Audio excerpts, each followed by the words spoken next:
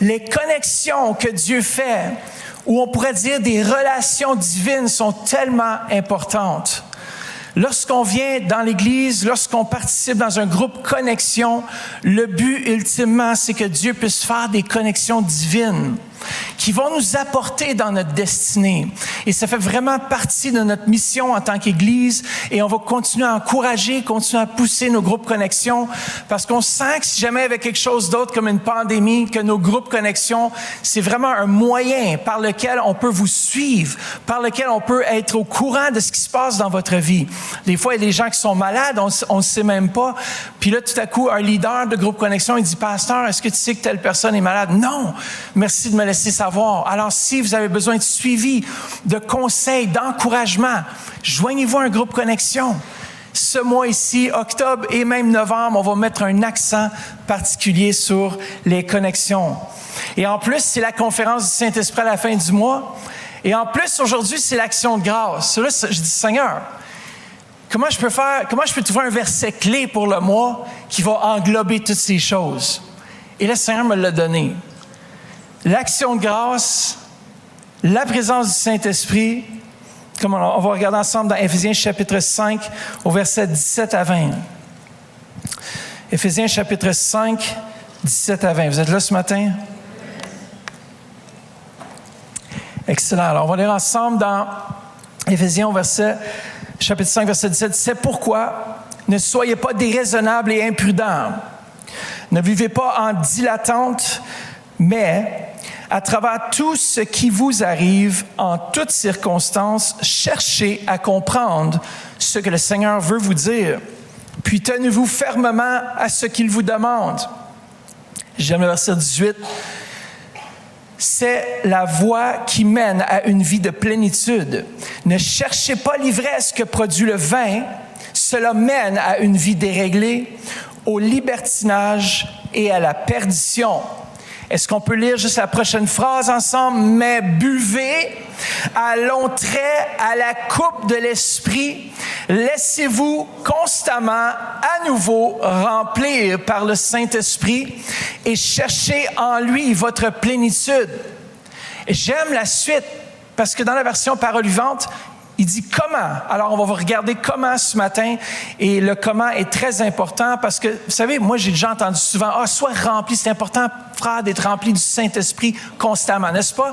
Est-ce qu'on entend parfois ces paroles qui disent, c'est important pour nous d'être remplis, c'est important de prier, c'est important d'être connectés. Et l'apôtre Paul continue à nous exprimer le comment. J'aime ça. Paul était pratique. Comment?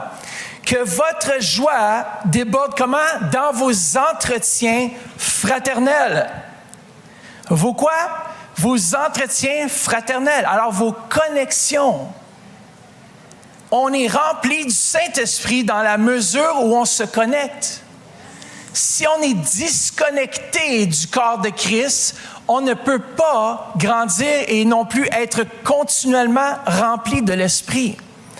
Moi, quand j'étais avec un groupe de chrétiens ou d'enfants de Dieu et qu'on fait juste parler, on échange, il y a quelque chose dans mon cœur qui est encouragé. Lorsque, par exemple, ce matin, j'étais dans mon bureau puis j'ai invité l'équipe d'intercession à venir prier dans mon bureau et veut pas, il y avait quelque chose du cœur de Dieu qui était là et veut pas, lorsque j'entendais Ministre Madeleine et l'équipe parler que c'est tellement important la sainteté puis d'être mis à part pour Dieu puis c'est Dieu qui le fait, j'étais encouragé. Et ça, c'est en train de me remplir du Saint-Esprit. Et lorsqu'on se réunit ensemble, lorsqu'on est ensemble comme Église, ce matin, on est réunis ensemble, il y a quelque chose qui se passe dans le surnaturel qu'on ne voit peut-être pas avec nos yeux naturels. La communion ou les entretiens fraternels. On continue. Qu'elle exprime par quoi? Le chant de psaumes, d'hymnes et de cantiques. De tout votre être, chantez et jouez pour Dieu et que du secret de votre cœur, une musique s'élève sans cesse vers lui. Qu'est-ce qu'on fait comme Église? On loue Dieu constamment. On met une emphase là-dessus. Pourquoi? Parce est-ce qu'on veut être rempli continuellement de l'Esprit? Moi, je veux goûter à sa présence. Vous savez que j'ai vécu les moments les plus merveilleux dans des moments de louange. Comment? Juste là, être devant et rentrer dans la présence de Dieu par les chants que nous faisons et juste vous entendre. Il y a quelque chose qui se passe dans mon cœur. L'Esprit est en train d'être suscité dans ma vie et ça m'encourage, ça me remplit de l'Esprit Saint. Verset 20, voilà où est-ce qu'on en vient aujourd'hui. Comment être rempli continuellement de l'Esprit? Voici verset 20, un secret. Dis à quelqu'un, il y a un secret au verset 20. Où que ce soit, à tout moment et pour toute chose. Attends, mais je le relis. Où que ce soit, à la maison, au travail, à l'église, dans la voiture, dans la douche, on peut élaborer, partout où je suis, en moto, à cheval, à vélo, course à pied, dans la forêt, avec mon chien, où que je sois à tout moment et pour toute chose. Père, je te remercie pour ci, je te remercie pour ça. J'ai un cœur d'action de grâce. Apportez à Dieu le Père l'hommage de votre reconnaissance. Une autre version, la Louis II dit « Rendez continuellement grâce au nom de notre Seigneur Jésus-Christ. » Alors, on a vu que l'apôtre Paul commence par dire que c'est important d'être rempli du Saint-Esprit, n'est-ce pas? Il poursuit en disant comment être rempli du Saint-Esprit. Et une des façons qu'il nous mentionne ici, c'est d'être continuellement reconnaissant, d'avoir une attitude de reconnaissance. Vous êtes là ce matin avec moi? L'expression « action de grâce » vient du mot hébreu « shelem » qui signifie « offrande de paix, récompense, sacrifice pour alliance ou amitié, sacrifice volontaire de remerciement, action de grâce ».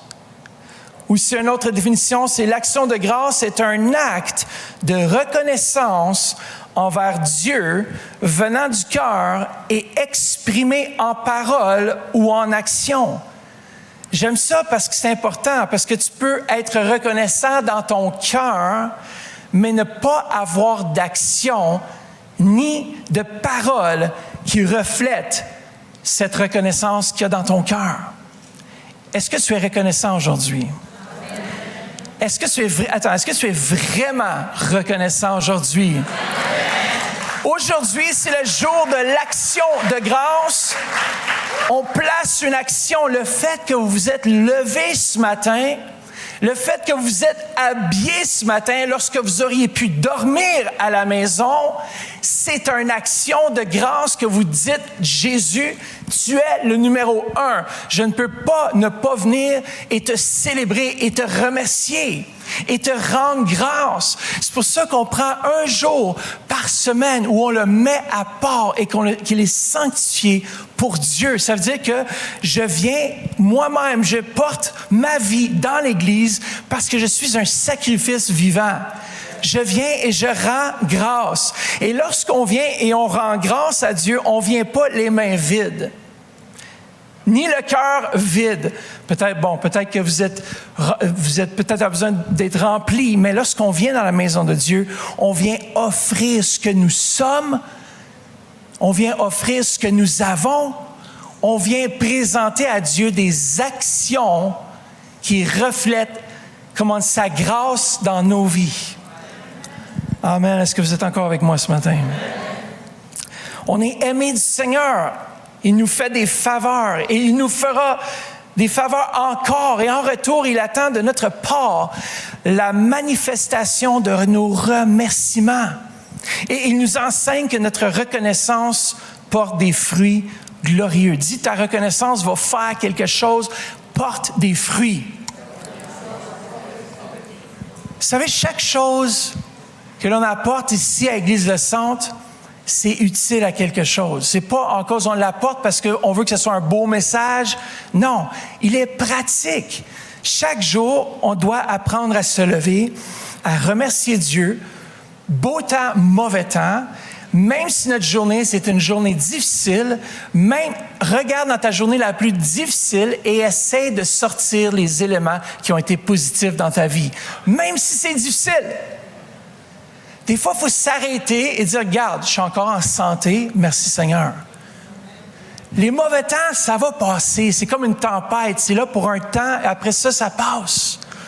Dans nos vies, apprenons à être reconnaissants, pas pour la tempête, mais qu'au travers de la tempête, Dieu ouvre un chemin. Dieu ferait un chemin. Aujourd'hui, je suis reconnaissant et je rends grâce. Une autre personne qui rendait souvent grâce dans la Bible, et c'est mon caractère favori, c'est Jésus-Christ de Nazareth. Il savait rendre grâce. Et lorsqu'il rendait grâce, il y avait toujours un fruit qui suivait l'action de grâce. Ça veut dire qu'il y avait toujours un miracle qui se produisait. Lorsque tu rends grâce à Dieu, il y a quelque chose qui est dégagé dans l'atmosphère et qui crée un environnement favorable à la bénédiction. Regardez, les gens qui maudissent toujours, tu n'as pas le goût d'être autour d'eux. Tu as l'impression qu'ils sont maudits, pas à cause que Dieu les a maudits ou qui... Non, parce que leurs paroles sont maudits. Ils maudissent de leur propre bouche. Mais moi, je veux déclarer les actions de grâce. Je veux déclarer les bontés de l'Éternel. Même quand il fait pas beau, même quand j'ai mal, peut-être je suis allé trop faire de gym, même quand, peu importe qu'est-ce qui arrive, peut-être tu as attrapé la COVID, on ne le remercie pas pour ça, mais on le remercie qu'il nous a donné la grâce de surmonter et d'aller plus loin. Come on!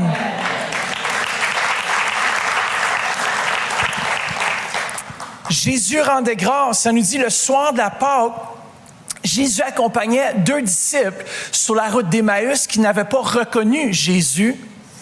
Et ça nous dit que ces disciples l'ont accueilli dans sa maison, dans leur maison, et que Jésus, lorsqu'il était assis avec eux, a pris le pain, il a rompu le pain, et qu'est-ce qu'il a fait? Il a rendu grâce. Et ça nous dit dans Luc 24, 30, on va lire ensemble, il prit du pain et après, dit après quoi? Avoir rendu grâce. Après quoi? Avoir rendu grâce.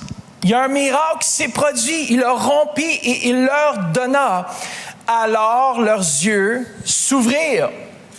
Il y a un miracle qui se passe. Pensez Jésus lorsqu'il avait la multiplication des pains. Il a quoi? Il n'y avait pas tous les pains qui étaient là.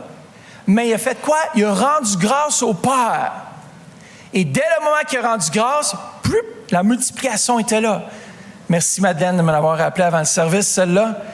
Mais lorsque on place et qu'on rend grâce à Dieu, il y a le miraculeux qui suit. Regardez bien, j'aime aussi Jésus lorsqu'il va voir Lazare qui est déjà mort depuis 4 jours. Imaginez-vous, ça pue. C'est affreux. On sait que lorsque tu es mort, c'est pour ça qu'on embaume les corps, on fait tout pour préserver, justement pour pas que ça sente mauvais. Parce qu'un mort, ça sent vite mauvais lorsqu'on ne prend pas soin de ça. Et devant Marthe et Marie, ses sœurs, qui étaient déjà dans un profond chagrin, et à leur grand étonnement, Jésus commence en rendant grâce. Écoutez bien, Lazare est mort, Jésus arrive, et regardez ce que ça nous dit. Dans Jean 11, 41, ils ôtèrent la pierre, parce que Jésus demandait de dérouler la pierre, et Jésus, levant les yeux en haut, dit, Père, quoi? Je te rends grâce. Et qu'est-ce qui arrive? De ce que tu m'as exaucé. Ce matin, la pensée que j'avais pour vous, c'est que nous allons ensemble rendre grâce à la fin de ce service pour les choses qui ne sont pas encore arrivées dans vos vies, que vous voulez voir arriver. Peut-être que vous avez besoin d'un miracle. Peut-être que vous avez besoin d'une percée spirituelle. Peut-être que vous avez besoin d'un débloqué financier. Peut-être que vous avez besoin de rentrer à l'université de votre choix. Peut-être que vous avez quelque chose qui bloque. Mais le Seigneur nous dit, il nous a démontré que lorsqu'il rendait grâce au Père et qu'il le remerciait pour la réponse, que la réponse arrivait. Lorsque vous avez levé vos voix vers l'Éternel et que vous allez dire, Seigneur, merci que tu me fais cette place que je désire. Merci, Père, parce que souvent on prie, Seigneur, donne-moi telle chose, n'est-ce pas? On prie tous et c'est important de prier. Mais à un moment donné, il faut s'arrêter de prier. Ça dit, faites toutes sortes de prières et quoi? Aussi des actions de grâce. Ça veut dire qu'on rend grâce à Dieu pour la réponse avant même qu'elle soit là. Ça, c'est la foi. C'est je ne vois pas la chose, mais je déclare au nom de Jésus, je te remercie, Papa, que tu l'as déjà faite. Est-ce que tu as besoin de guérison ce matin? Commence à remercier Dieu pour ta guérison. Même avant de la voir arriver, concentre-toi pas sur le problème, concentre-toi sur celui qui a la solution au problème. Et remercie-le. J'aime tellement cette histoire de l'apôtre Paul qui, lui, au beau milieu d'un ouragan, écoutez ça, au beau milieu d'un ouragan, des hommes qui sont même pas chrétiens, des hommes qui sont là, mais l'apôtre Paul il était connecté au surnaturel. Il savait que le bateau était pour faire naufrage, mais que personne n'était pour mourir parce qu'il y avait une visitation, une vision angélique. Et dans Actes 27, 35, avant de lire, l'apôtre Paul rend grâce alors qu'il était en bateau dans un ouragan. Ceci, avant que leur bateau fasse naufrage, il encourage les marins à prendre de la nourriture. Ça faisait 14 jours qu'ils n'avaient pas mangé. Et regardez ce qu'il nous dit, Actes 27, 35. Après avoir dit cela, il a pris du pain, a remercié Dieu devant tous, puis il l'a rompu et se mit à manger. Et on sait que le surnaturel, c'est ils ont fait naufrage, mais que personne n'est mort. Ils ont rendu grâce à Dieu au beau milieu d'une tempête, sur le point de faire naufrage. Joshua, je ne sais pas à propos de toi, moi, si je suis sur un bateau qui est sur le point de faire naufrage, est-ce que je vais prendre le temps de m'asseoir et dire, écoute, rassemblons-nous un petit peu, prions, remercions Dieu pour le bon pain qu'on va manger avant que le bateau fasse naufrage. Il va faire naufrage. Mais on va tous survivre. Prions et remercions Dieu pour ce pain.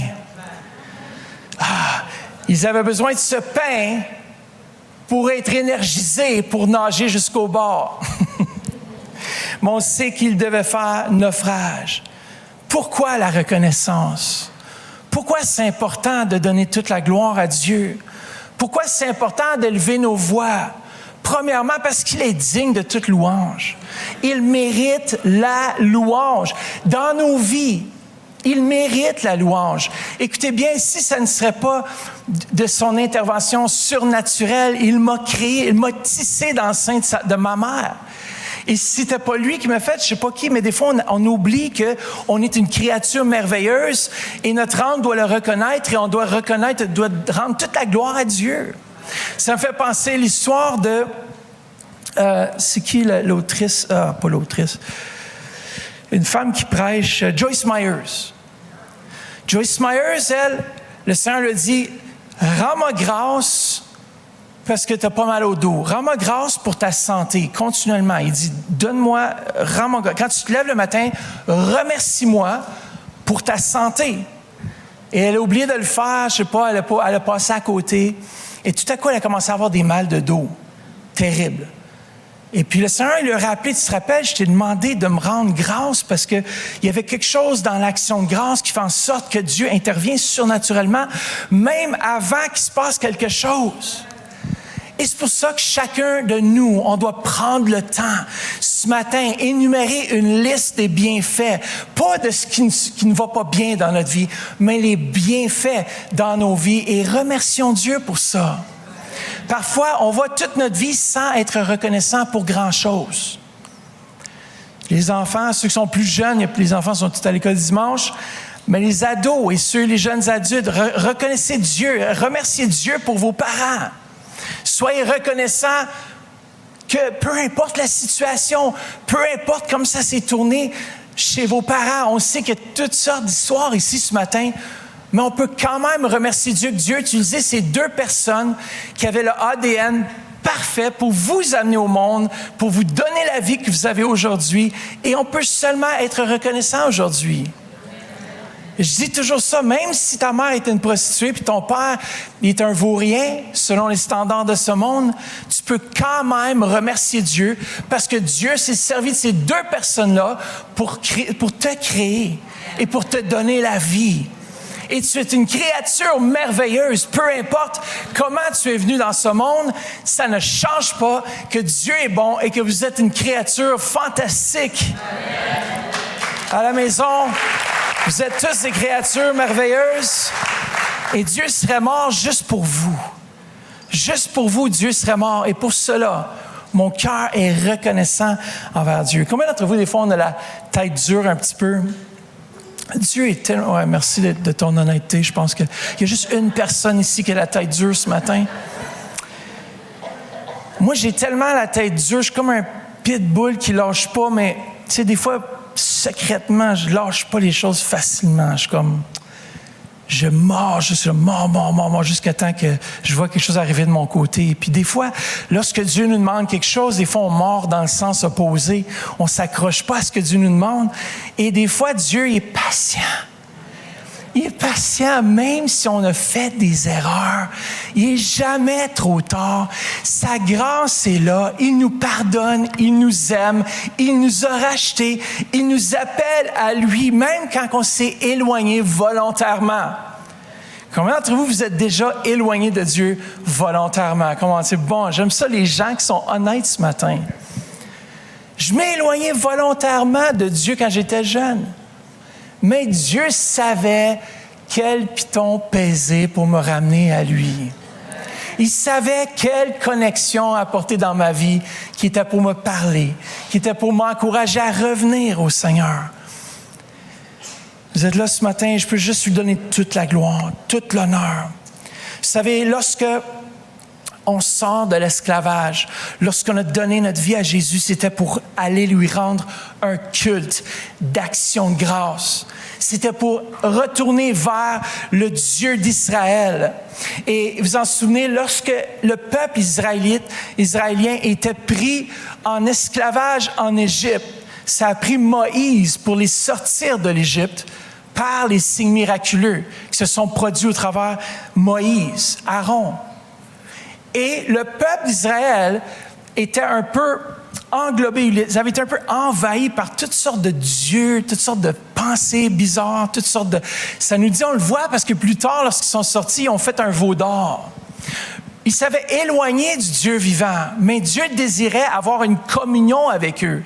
D'ailleurs, on le voit justement lorsque Moïse, dans Exode 3:12, ça nous dit, quand tu auras fait sortir le peuple hors d'Égypte, vous m'adorerez sur cette montagne-ci. Et dans Exode 7:16, je ne sais pas si tu peux aller Exode 7:16, Dieu a demandé au Pharaon, l'Éternel, le Dieu des Hébreux, m'a envoyé vers toi pour te dire, c'est Moïse ici qui s'adresse à Pharaon, laisse aller mon peuple pour qu'il me rende un culte dans le désert. Et cela 7 fois. Au travers des 10 plaies d'Égypte, on voit que Dieu exige, demande au travers de Moïse, pour parler au Pharaon, laisse aller mon peuple afin qu'il me rende un culte. Et ce culte comprenait des actions de grâce envers Dieu. Lorsqu'on vient louer notre Dieu dans ce lieu, lorsqu'on vient l'adorer, lorsqu'on vient avec un cœur de reconnaissance, on remplit la fonction, vraiment la première fonction et le premier objectif d'un enfant de Dieu. Le premier objectif de l'enfant de Dieu, c'est de louer son Dieu. Est-ce que vous saviez ça? Je suis ici sur cette terre, Dieu m'a donné la vie, il m'a donné la santé, il m'a placé dans une église en feu parce qu'on a des leaders en feu et il m'a demandé de le louer, de l'adorer. C'est la première chose qu'il demande. Et c'est la première chose qu'il exigeait au peuple d'Israël. Sortez, venez me rendre un culte d'adoration. Maintenant, le titre de mon message ce matin, vous allez peut-être dire, mais c'est quoi? C'est Yada. Vous allez dire, c'est vrai, j'ai vu Yada, mais ça veut dire quoi, Yada? N'est-ce pas? Je pense que, qui s'est posé la question? Alors voilà, ça c'était l'introduction. Maintenant, on rentre dans le message. C'est pas grave, il reste 5 minutes. C'est une farce. Mon message est bientôt fini. Yada. Vous savez, Yada, c'est le mot hébreu pour Judas. Judas, ou Yada en hébreu, on vous dit c'est quoi ça veut dire? Mais Judas, qui était une tribu en Israël, une des 12 tribus, il était le 4e fils de Léa, femme de Jacob. Léa, d'ailleurs, que Jacob s'avait fait donner en mariage, malgré lui. Imaginez-vous, ils ont mis un voile sur son visage, elle est entrée dans la chambre à coucher, sûrement, elle n'a pas vu son visage nécessairement, je ne sais pas, à 100% à la coutume. Je ne sais pas s'il faisait vraiment noir, il n'y avait pas les lumières de la ville, tout ça. Ça a dû être bizarre le lendemain matin quand il s'est réveillé, puis c'était pas Rachel, mais c'était Léa qui était dans son lit. Mais je m'ai fait truquer. Mais est-ce que vous savez quoi? Jacob aussi, c'était un qui truquait. D'ailleurs, son nom se faisait fourbe. Le Seigneur a joué un petit tour à Jacob. Il lui a donné Léa comme femme, même s'il ne l'aimait pas. Imaginez-vous, vous êtes une femme et votre mari ne vous aime pas vraiment. Mais Dieu continue à parler parce que Rachel n'arrivait pas à avoir d'enfants, tandis que Léa, oui, elle a eu 7 enfants à partir de Jacob. Et ces 7 enfants, on sait qu'ils sont devenus 6 d'eux, c'était des hommes, des garçons qui sont devenus responsables d'une tribu chacun en Israël. On sait qu'un de ces enfants s'appelait Judas. Et à ce moment-là, elle se plaignait pendant toutes les autres grossesses. Quand est-ce, Seigneur, mon mari va m'aimer? Quand est-ce qu'il va me porter plus d'attention? Et tout à coup, dans son malheur, parce qu'elle disait, mais moi je porte des enfants, mais mon mari ne m'aime pas. Mais elle avait reçu, sans le savoir, une grâce qui venait de Dieu pour donner naissance à la future génération. Et non seulement ça, Yada qui symbolise Judas, ce mot Yada veut dire louange, veut littéralement dire action de grâce. Jésus est né, il est descendant de cette tribu de Judas. Au moment où est-ce qu'elle a commencé à louer Dieu, malgré que son mari ne l'aimait pas, dès le moment que dans nos circonstances, dans nos vies, on commence à remercier Dieu, beau temps, mauvais temps, elle a dit, savez-vous quoi, j'ai abandonné, ça fait 3, c'est mon 4e fils avec Jacob, il ne m'aime pas plus, mais j'arrête de me plaindre et je lève mes mains vers l'Éternel et je rends grâce pour Judas, parce que de Judas est venu le lion de la tribu de Judas. Est venu celui qui était pour secourir les nations. De la misère, du manque d'amour qu'elle avait reçu, Dieu lui a fait une grâce particulière. La lignée de Salomon, de David, est venue à partir de Judas. Et Dieu dans notre misère, Dieu dans nos problèmes, Dieu dans nos difficultés, au beau milieu, parce qu'elle a eu 7 enfants, et lui, il était le 4e, on dit, il était au plein centre. Elle a eu aussi une fille qui s'appelait Dina, mais au plein milieu, Judas, louange, au beau centre, à Église le centre, au milieu des choses, au milieu des mauvais temps, au milieu de la tempête, on remercie Dieu, on élève nos mains vers le roi des rois, on dit, Père, peu importe ce qui s'est passé avant, je commence à te louer maintenant. Yes, Judas, Yada, action de grâce. On sait que d'ailleurs, Judas a été très, très utile parce qu'il a sauvé Benjamin. Il a permis à Jacob, il est allé voir son père et c'est lui qui a permis à Benjamin de retourner en Israël pour aller secourir ses autres frères. Judas, c'était celui aussi qui était utilisé lorsqu'on voulait vendre, on voulait tuer Joseph. Vous en souvenez? On voulait le tuer. Et c'est qui est intervenu? Judas. L'homme de louange. L'homme dit une autre option. L'homme de dire dans le malgré, au fond de cela, il y a Judas qui s'est levé et qui a dit non, tuons-le pas.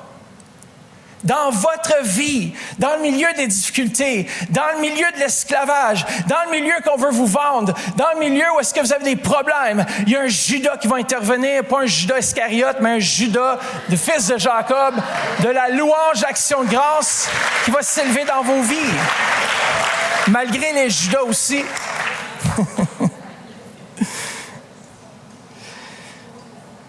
Et dans nos vies, il faut réaliser que non seulement la louange est importante, nos actions de grâce, parce que l'Église primitive passait leur temps dans la louange. Et vous savez, lorsque Jésus a quitté ses disciples le jour de l'Ascension, il demande d'attendre la venue du Saint-Esprit. Et voici ce que Luc nous rapporte dans le dernier verset de son évangile, dans Luc 24, 53, ça nous dit ceci. Ils étaient quoi? Continuellement dans le temple. Qu'est-ce qu'ils faisaient? Ils louaient et adoraient Dieu. Continuellement, pas simplement une fois de temps en temps. Ils étaient... Il y en a qui se plaignent parce qu'on a l'église une fois semaine.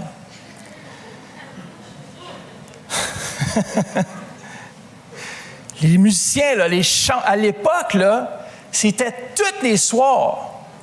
Ils étaient assidus, ils étaient là. Et on ne doit pas se plaindre lorsqu'on vient dans la maison de Dieu, surtout pas en tant que lévite. On doit rentrer dans l'Église puis être reconnaissant. On est de ceux qui changent l'atmosphère. On apporte la louange, on apporte des actions de grâce. Malgré comment je me ressens, malgré comment est-ce que je m'ai levé ce matin, peut-être sur le mauvais côté du lit, je rends des actions, je rends des yada envers Dieu. Dis à quelqu'un, yada, pas Yoda, yada.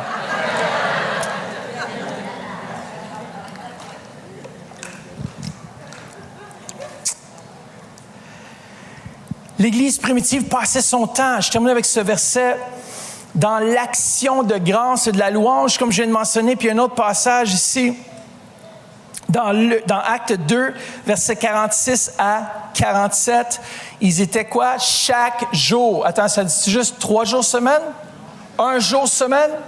Chaque jour, tous ensemble. Je pense qu'on devrait suivre les principes bibliques.